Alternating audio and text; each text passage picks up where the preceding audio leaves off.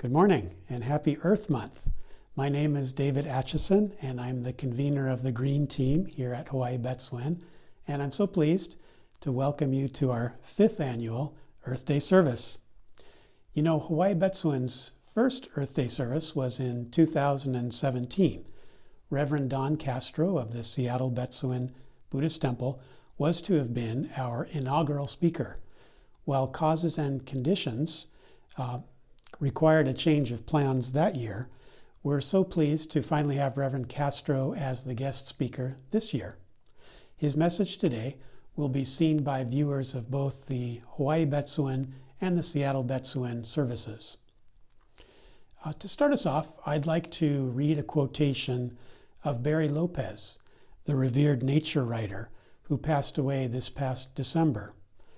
The quotation is an excerpt from an interview that Bill Moyers did with Lopez in 2010.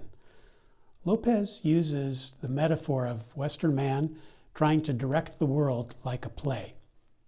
So in the interview, he says, "What we're trying to do now is to wake up to what humanity has known for longer than 10,000 years, that you can't direct the play.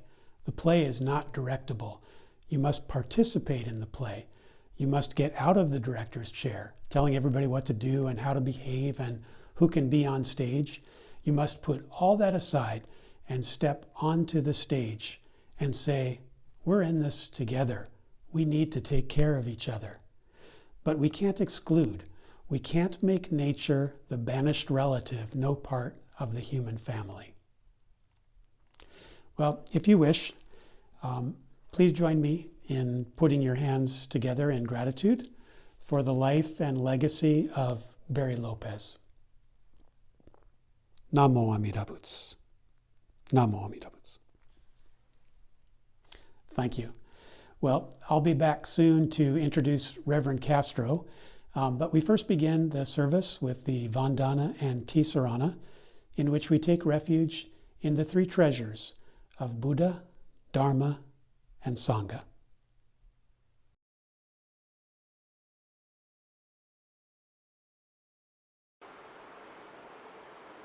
Oh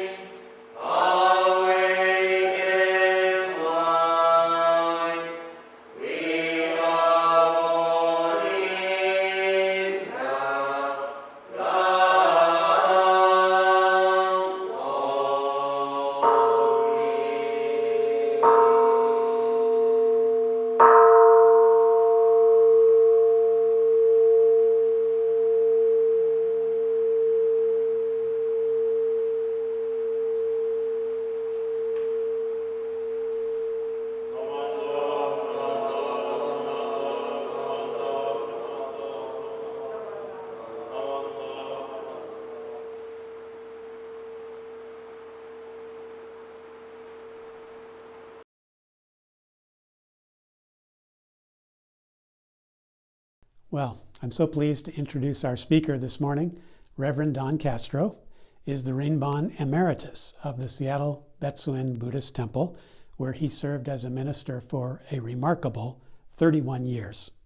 His first assignment as a minister was to the San Francisco Buddhist Church in 1977 when he was 29 years old. A theme of Reverend Castro's career has been the relationship between Buddhism and environmental consciousness and engagement. He developed the concept of eco-sangha, that to be a Buddhist is to be an ecologist and a conservationist. And he promoted ecological awareness and programs, both at the temple level, individual temples, and to the Buddhist churches of America. Some of you know that my family and I were members at Seattle Betsuin prior to our move to Hawaii. So I met Reverend Castro when I was just at the trailhead of the Buddhist path, and I'll always be grateful for the welcome and the gentle encouragement that he provided. Very early on, I remember asking Reverend Castro for a book recommendation for someone like me new to Buddhism. He handed me a slim black volume entitled Young People's Introduction to Buddhism. This is a Sangha Award study book for Shin Buddhist Scouts. I remember my ego feeling two ways at once. Slightly flattered that he thought me young enough for the book, but also slightly bruised that I wasn't ready for something more advanced. Well, it was indeed the perfect starter book. Part of what drew me to Buddhism was the ecological consciousness that I sensed was inherent in the teachings. I was inspired by the emphasis Reverend Castro placed on eco-sangha, similar to the Green Hongwanji efforts today in Hawaii.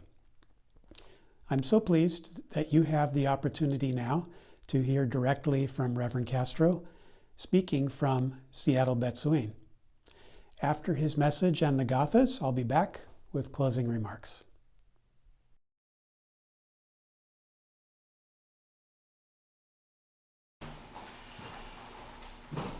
Namanda, Vitsinamanda, Vitsinamanda, Vitsinamanda, Vitsinamanda, Vitsinamanda. Well, good morning and aloha. I am Reverend Don Castro, retired minister from the Seattle Betsuin, and I want to thank both the Honolulu Betsuin and Seattle Betsuin for inviting me to speak at this year's Earth Day service.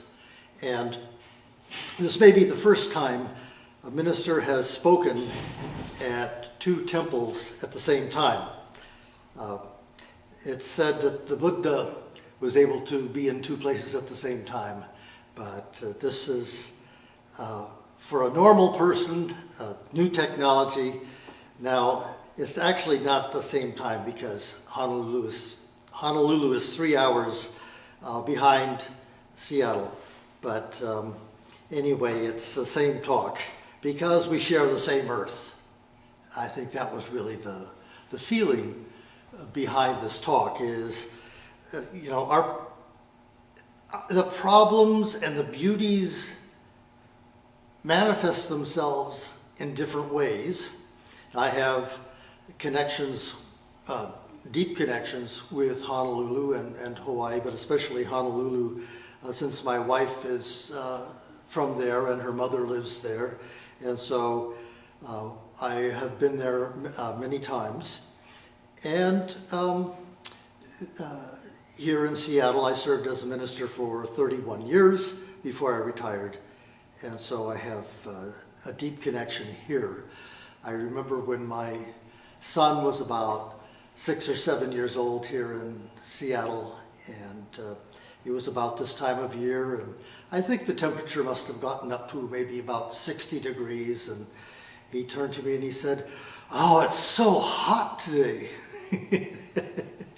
So people, when I say, "Oh, I just got back from Hawaii," and they say, "Oh, you went over on vacation?"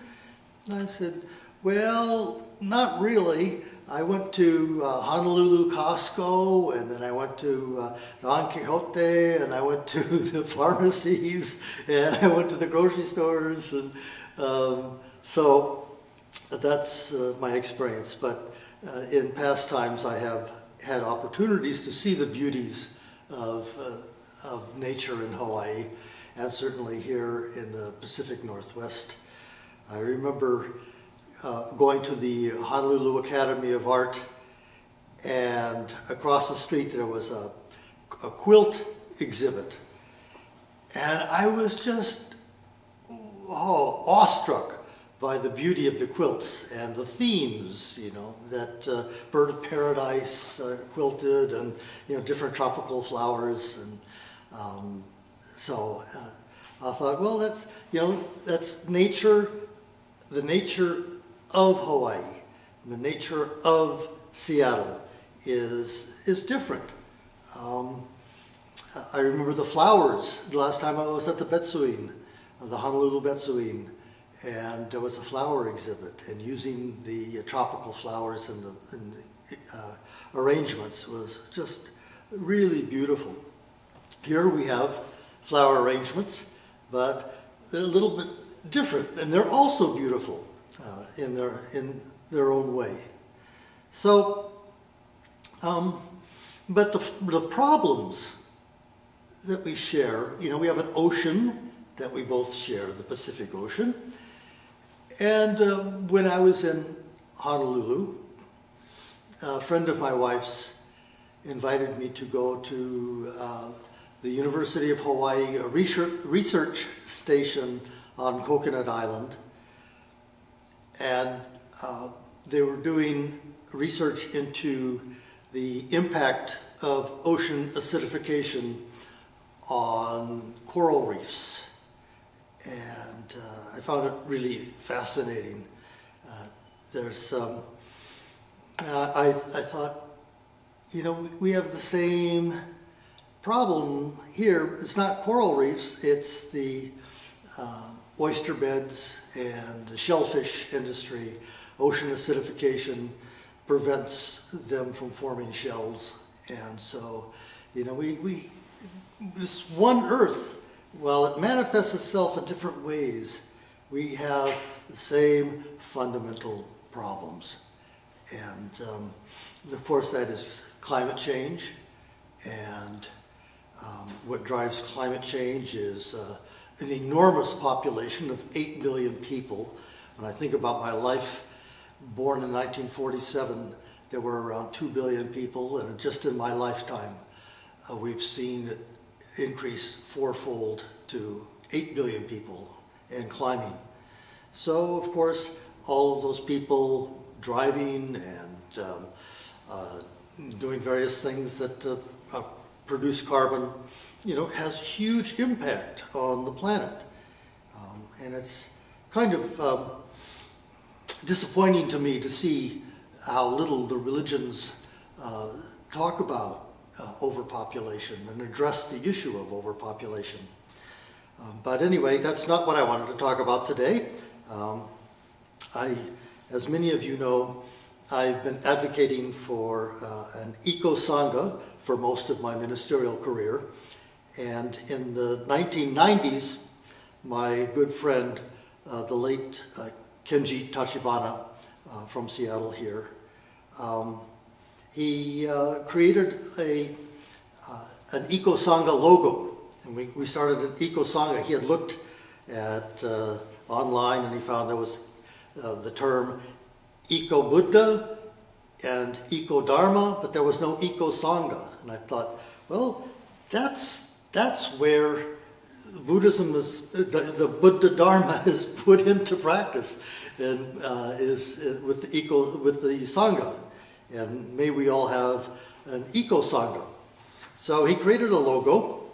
And the logo is the Buddha touching the earth. And we could say a lot about the myth, the story of the earth-touching posture of the Buddha, but I'll save that for another time. But we can say that the Buddha is in touch with the earth. He knows what's going on. He is awakened. And when I use the term ecology,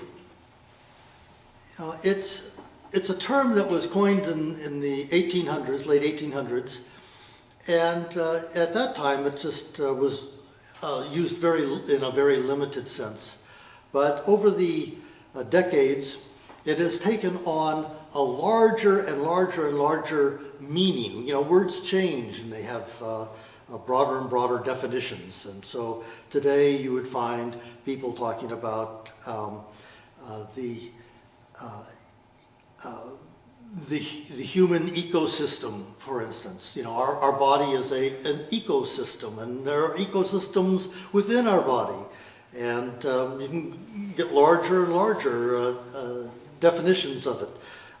You can talk about the ecology of a city, for instance, and you could treat that as an ecosystem.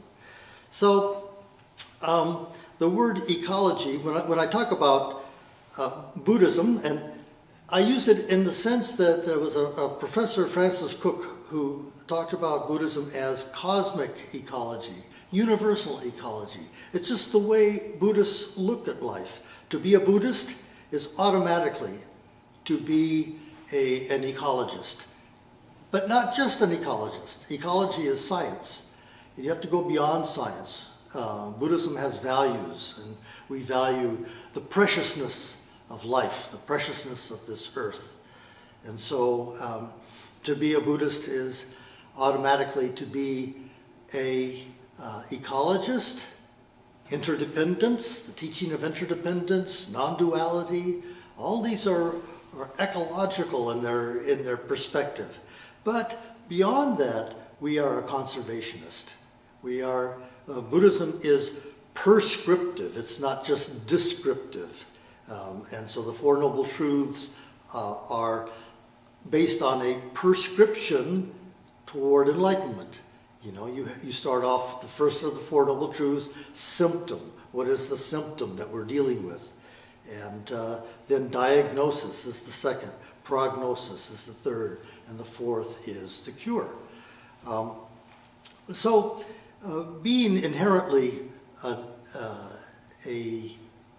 conservationist and an ecologist, we formed the Eco-Sangha, and this perspective was adopted by the Buddhist Churches of America in 2015, and they coined the term, they adopted an Eco-Sangha resolution. And the Eco-Sangha resolution, I won't read the whole thing, but it says, therefore be it resolved that each BCA temple be encouraged to adopt policies that promote an awareness of the profound implications of our behavior on future generations and to promote ecologically friendly behavior in the spirit of Mottainai. And when that was adopted, actually it was a little bit modified from the resolution that we had introduced, and we hadn't used any Japanese terms, but as it got changed, in the spirit of Mottainai was inserted. And so I went, oh no. But actually, I'm glad that it was, because there's a big Mottainai movement in Japan, and it's a teaching point. Mottainai is the movement in Japan was intended to create this term as an understandable term for people of all languages. That it would become an international term and an international attitude. I have to remind myself to keep it simple. I kept saying there's just so much to talk about. On Earth Day, I'm just so filled with mixed feelings, mixed emotions about the problems, the perils, the crisis that our Earth is in, and yet the beauties.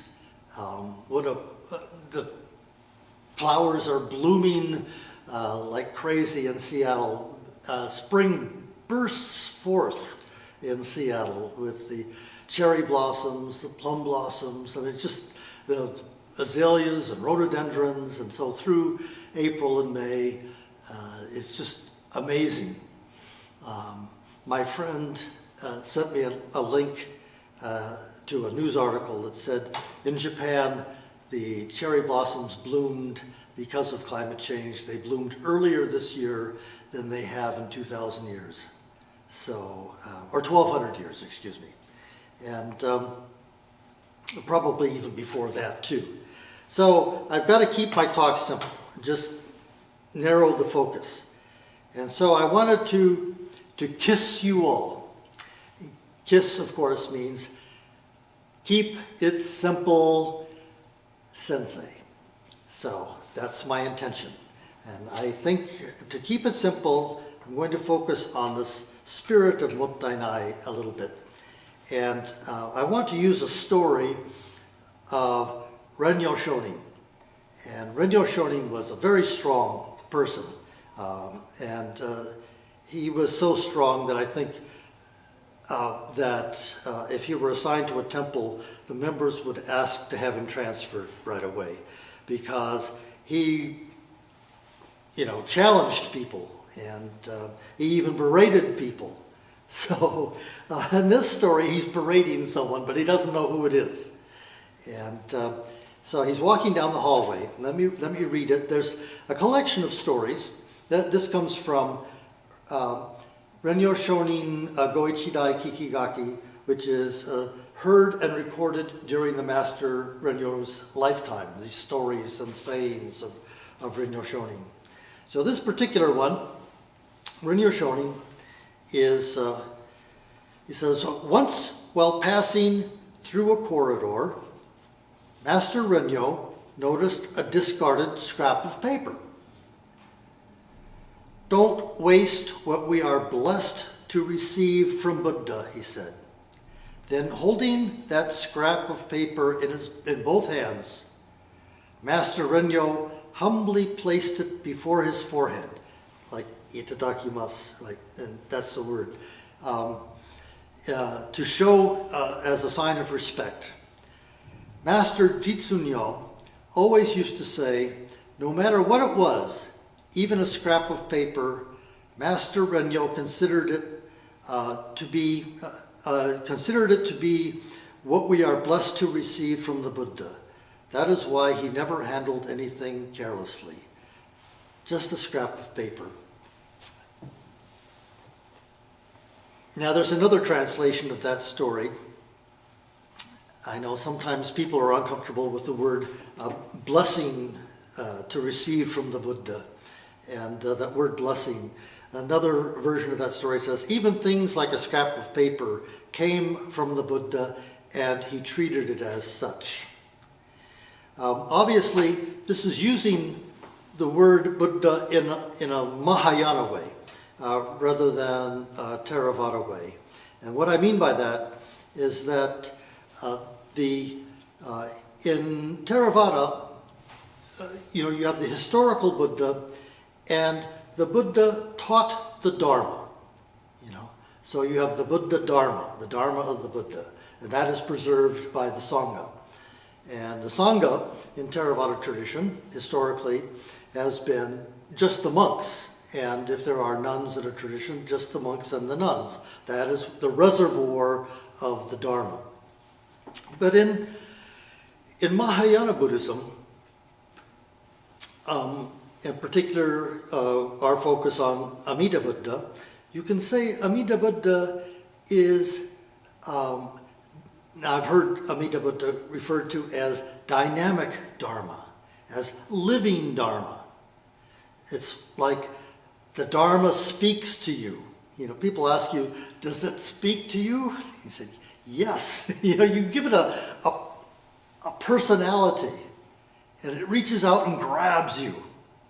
I've seen pictures of a monk being grabbed by the Buddha, pulled to enlightenment, often against their will, but for their well-being. So in Mahayana Buddhism, everything has Buddha nature, meaning that everything is doing the work of the Buddha. Everything is working to bring about our enlightenment, even a scrap of paper. So it's mottainai to throw it away or to use it for our selfish purposes. It's like throwing away the Buddha, throwing away the Buddha Dharma. So he sees the preciousness of all things, the Buddha nature of all things. It's working to bring about my enlightenment. So he bows in reverence. This is the living Buddha.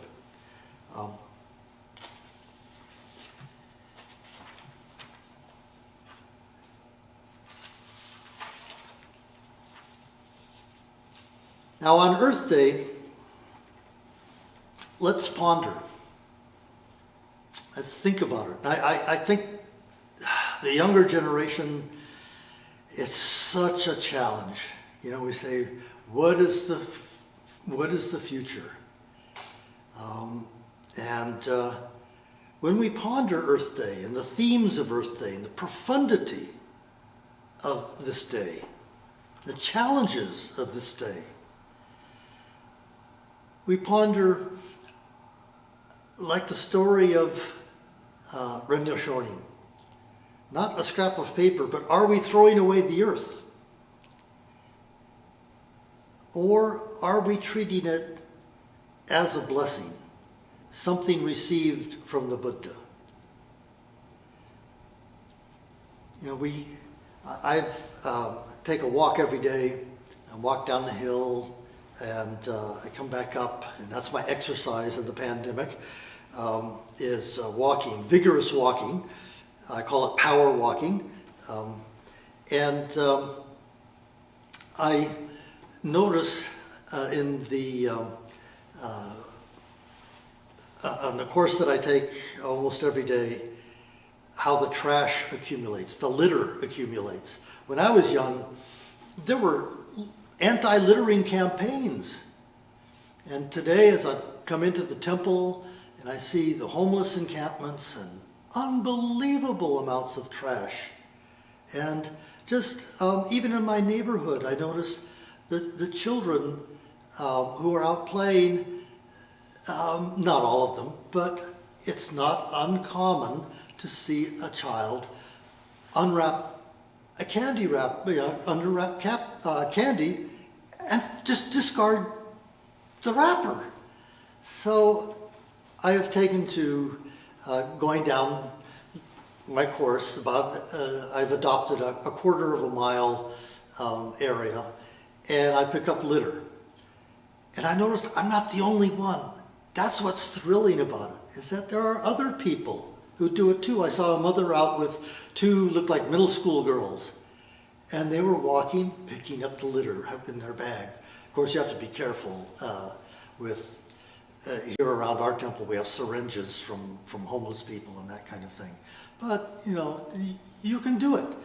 And what's interesting, what's fascinating, as people see me doing it, I have people going by going, "Yes, thank you," and it's like, it lifts me up, and I think it lifts other people up. And so there are so many practices, and just not practice to gain enlightenment, but it comes out of an appreciation, I think, of the working, of the living Dharma of Amida Buddha. And so I've recommended for the children, the Dharma school children, some years ago, I recommended a meditation. And that is, every time you have something and you're going to discard it, in that split moment, think about, where does it come from and where is it going? Where does it come from? Where is it going? Actually, that's an extremely profound question. Now, of course, we have different bins in our home. Here in Seattle, we have the compost bin and the recycling bin and the garbage. The throwaway, that's kind of a funny expression, because you never throw anything away, because there is no away. Away is here. That's your Doroshinshu. Eco-Sangha koan for today. There is no way. And so I urge, in whatever way we can. We're overwhelmed, all these problems, but you have to have the integrity to do what you can do. I've seen here our YBA kids have raised money to give to tree planting organizations. And we're supposedly in the midst of a 1 trillion tree campaign. I find that fascinating. A 1 trillion tree campaign. And that will sequester a significant amount of carbon. It will make a significant difference in climate change. Many, many things have to be done. But this is one thing that we can do. 1 trillion trees. And it started off with Nobel Prize winner Wangari Maathai from Kenya. She started back in the 1970s or 80s, the Greenbelt movement in Africa. And it was the Billion Tree campaign. And now someone has said, no, we need 1 trillion trees. And I worked it out. It's not impossible. It's actually well within our ability to do it. And what cooperation internationally, if we could get over all these issues that divide people and realize this one planet is in peril, and to green it up. I know there's green Hawaii or green Hongwanji in Hawaii. So green up our planet, to plant 1 trillion trees. I looked at my yard. I don't have that large of a yard, but I've already planted about 15 trees. And not small trees either. I have 5 cedar trees. One is an incense cedar, and the others are, I'm not sure what variety of cedars. Those are going to be big trees when they get larger. But there's space for them. And I can't help but drive around and say, yeah, we could put in 20 trees there. Or we could put in, if people would orient themselves. And that's what I want to bring out in my Earth Day sermon, is to orient ourselves in that way. I hope that you will continue to ponder not just Earth Day, but the way we live our life, and to appreciate the fact that to be a Buddhist is automatically to be an ecologist and a conservationist.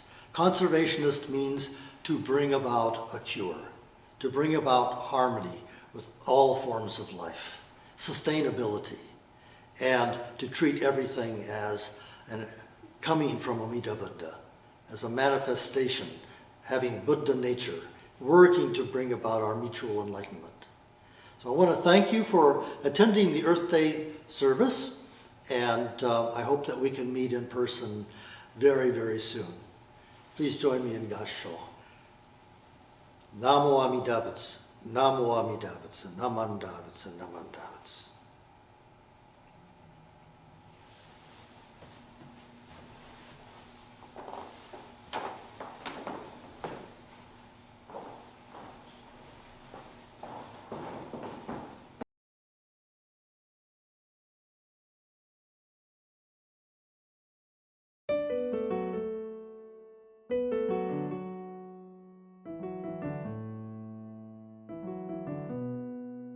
Precious earth, keep it green, mindful care, think rebirth, water pure, soil rich, fresh clean air are needed so. Where did it come from? Where will it go? Take great care so all may grow.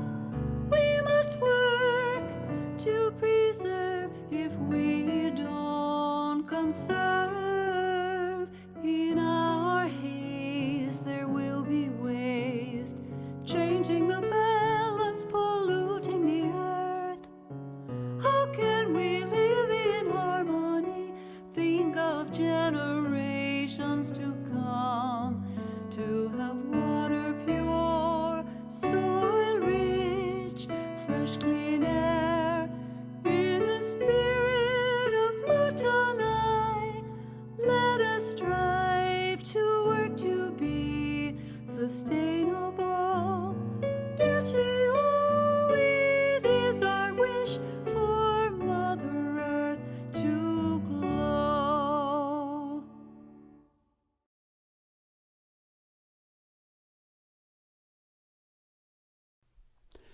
Well, on behalf of Hawaii Betsuin, I'd like to thank you for joining our 2021 Earth Day service.